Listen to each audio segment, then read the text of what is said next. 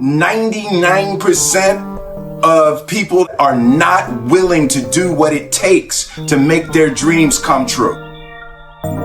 The Marines have a saying, everybody wants to go to heaven, but nobody wants to die. The center of bringing any dream into fruition is self-discipline.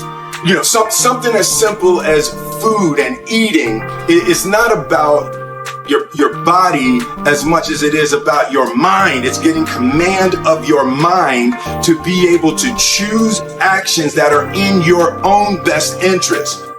Every day we are choosing that's not in our own best interest. So if the world is attacking you and the world wants to fight you and the world's trying to hold you down, so you're gonna kick yourself in the balls? So you're gonna stop yourself from getting what you dream. And I think the word discipline has kind of gotten a bad name. We think about it in terms of punishment. I'm not talking about discipline in that way. I'm talking about discipline in the sense that you forego immediate pleasure for the exchange of long-term self-respect. I believe that self-discipline is the definition of self-love. That when you say that you love yourself, that means that you have behavior towards yourself that is loving. Self-discipline is the center of all material success. You cannot win the war against the world if you can't win the war against your own mind.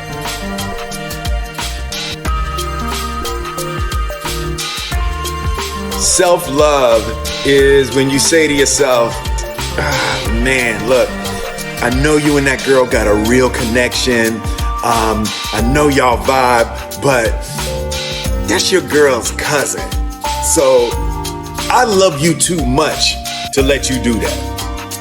It's like you say to yourself, hey man, look, I know you want to eat that pizza and it'll be really good, you know, but I can't let you eat that, man, because if you eat that pizza, you're going to feel like you know, and I love you too much to let you eat that.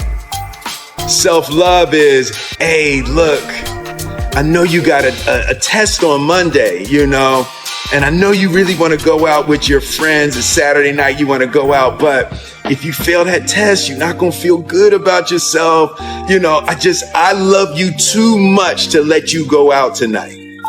Self-discipline is self-love. If you want to be happy, you have to love yourself, which means you have to discipline your behavior.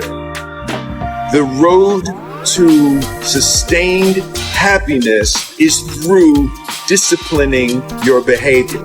We tend to base our self-esteem on what other people think. And that's not really self-esteem. Self-esteem is supposed to be how we feel about ourselves. And I was just saying how dangerous it is to allow other people to determine how you're going to feel about you. And it's kind of like looking into a broken mirror. You're going to look in a broken mirror and then change your face to try to look good in this defiled, busted, broken mirror. And it just, other people's opinions is a really way to determine how we feel about ourselves.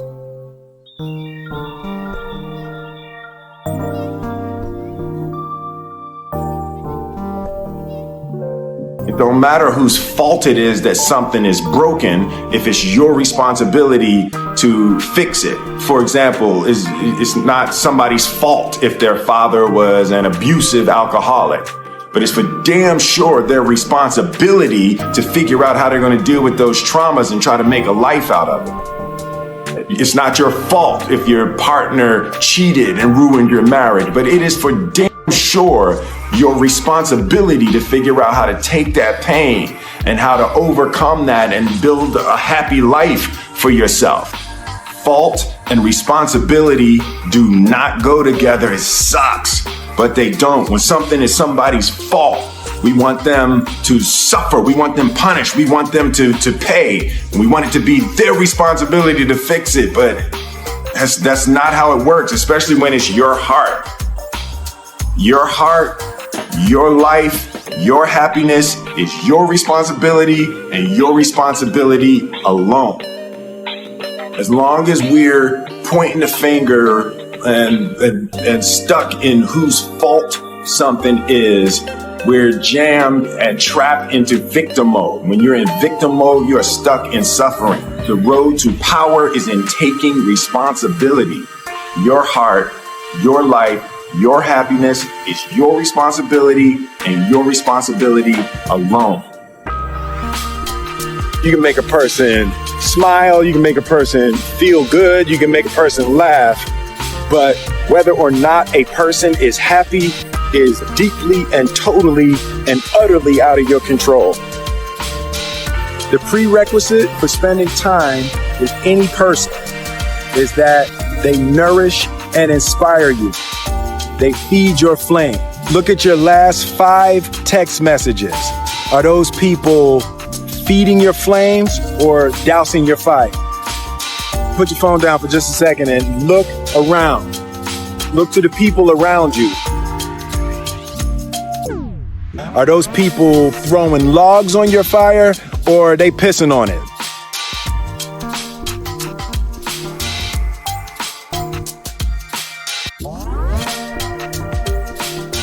I want my life, I want my work, my family, I want it to mean something. And it's like, if you are not making someone else's life better, then you're wasting your time. The separation of talent and skill is one of the greatest misunderstood concepts for people who are trying to excel, who have dreams, that want to do things. Talent you have naturally. Skill is only developed by hours and hours and hours of beating on your craft. You don't try to build a wall. You don't set out to build a wall. You don't say, I'm going to build the biggest, baddest, greatest wall that's ever been built. You don't start there. You say, I'm going to lay this brick as perfectly as a brick can be laid. There will not be one brick on the face of the earth that's going to be laid better than this brick that I'm going to lay in this next 10 minutes.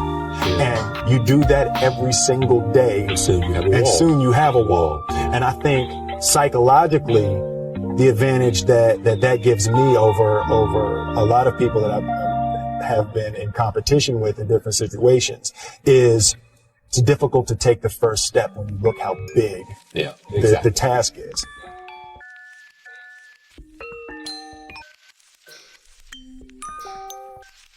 The definition of who I am is very clear to me, and it also redefines who I want to be, in that I know for a fact that I'm stronger than I thought I was.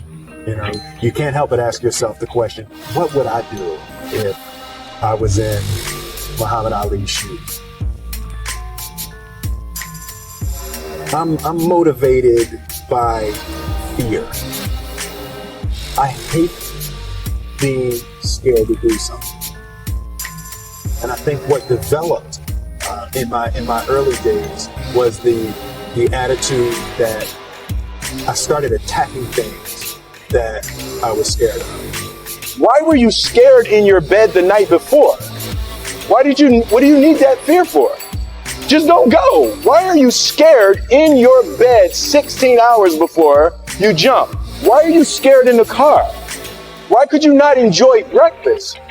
Fear of what? You're nowhere even near the airplane. Everything up to the stepping out, there's actually no reason to be scared. It only just ruins your day. You don't have to jump. And then in that moment, all of a sudden, where you should be terrified is the most blissful experience of your life. And God placed the best things in life on the other side of terror.